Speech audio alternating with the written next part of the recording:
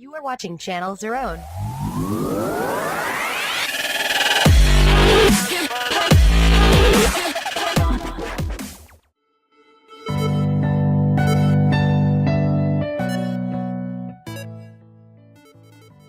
Hi, welcome to the first episode of Data Science Journey. In this video, I will explain what is machine learning and we will try to understand the core concepts of machine learning. And we also take a look about the recent advancements of machine learning in 21st century. Okay, you might say I have no idea about machine learning, but don't worry, you will get a clear understanding about machine learning after the end of this video. So without further ado, let's get started.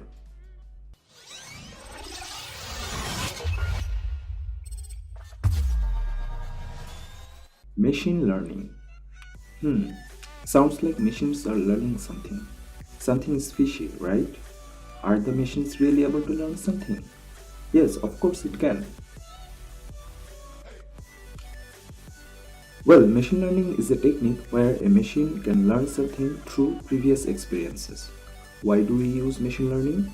We actually build machine learning model to get prediction or inference based on the data we give to the model.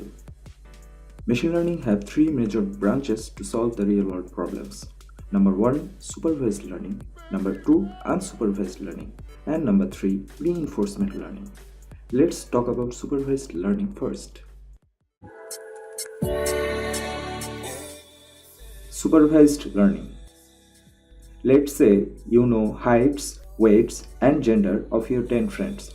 Let's put all this data into a table. Then the table will look like this.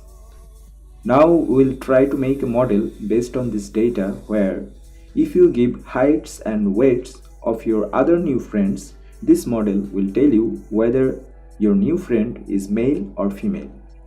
Here we try to predict gender of your new friend. So gender is the label and heights and weights are the features. In supervised learning, we'll have both features and label. Then you have to split your dataset into two sets.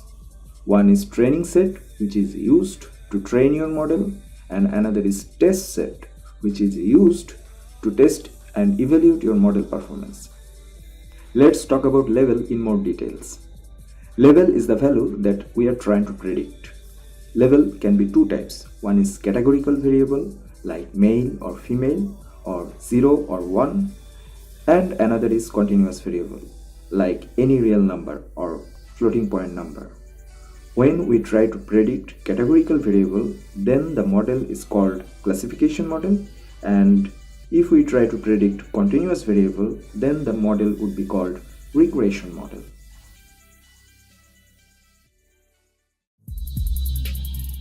Unsupervised learning. The second branch of machine learning is unsupervised learning. Let's say now we have only features and we don't have any label, or we don't know what we are looking for. In that scenario, we will use unsupervised learning by making some groups or segments in the data based on their relationships. Let's put heights of your friends in x-axis and weights in y-axis.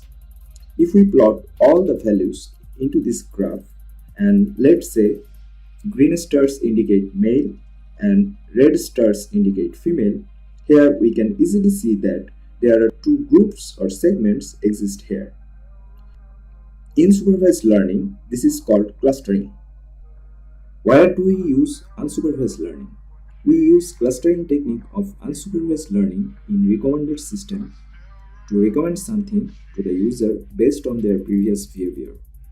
Google, Facebook, Amazon, all these big giant organizations have their own robust and powerful recommender system. Reinforcement learning. Now let's talk about reinforcement learning, and this one is my favorite one in machine learning.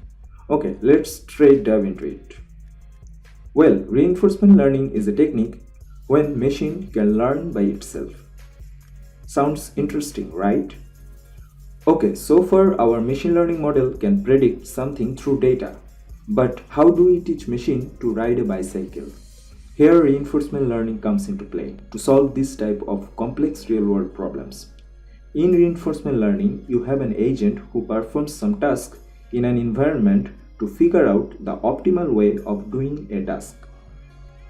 Think of it like you have a pet dog and you are trying to teach your dog to catch a ball. First, he will not do well and don't able to catch the ball. After trying some time, if your dog can catch the ball, then you will give him a treat or reward. Otherwise, you don't give anything to your dog. Then your dog will remember in what action he got treat and try to catch ball better next time to get the reward. In reinforcement learning, you will have an agent and an environment. Agent takes some actions and based on its actions, it will get either reward or punishment. We will give -1 as a punishment and +1 as a reward to the agent, and agent will always try to get reward more.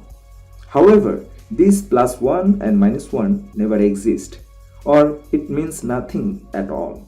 It's like we are bluffing our agent, just like this dog. I am a big fan of SpaceX, Tesla, Solar City's CEO and successful entrepreneur Elon Musk. If you want to know more about reinforcement learning, then I would highly recommend to check out one of his projects, which is OpenAI Gym.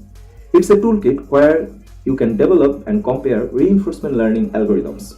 Just Google OpenAI Gym, then go to their site documentations and read that, and then start your journey in the world of reinforcement learning. Recent success of machine learning. Co-founder of Google DeepMind, Demis Hassabis, was a child genius. Google DeepMind built an intelligent machine named AlphaGo, which beat world grandmaster Lee Sedol in game named Go by 4-1 back in March 2016. Some facts about Go.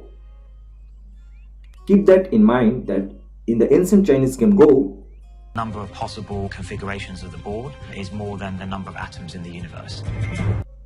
So there's no way of calculating every possible moves. For that reason, Go is the holy grail of AI. Here AlphaGo gives us the message that machines are really able to learn something. How so? Well, Google DeepMind used reinforcement learning and neural networks to build AlphaGo. Neural network consists of input layer, hidden layer and output layer, and it is structured just like human brain, and it also tries to mimic human brain to learn something. I will make a full whole video about neural network in the future. And lastly, to figure out why AlphaGo lost that one set by Lee Sedol, DeepMind again worked on it and optimized the parameter of the algorithm, and then they created AlphaGo 0. AlphaGo Zero is the strongest Go program in the world. It outperformed all previous versions of AlphaGo. Specifically, it defeated the version of AlphaGo that won against the world champion Lee Sedol, and it beat that version of AlphaGo by 100 games to 0. That's the reality we are living. I want to wrap up this video for today by showing you one of my favorite quote of Elon Musk. If you like this video, give a thumbs up and share it and subscribe to my YouTube channel to get more videos like this. I'll see you in the next episode of Data Science Journey. Until then, stay hungry, stay foolish.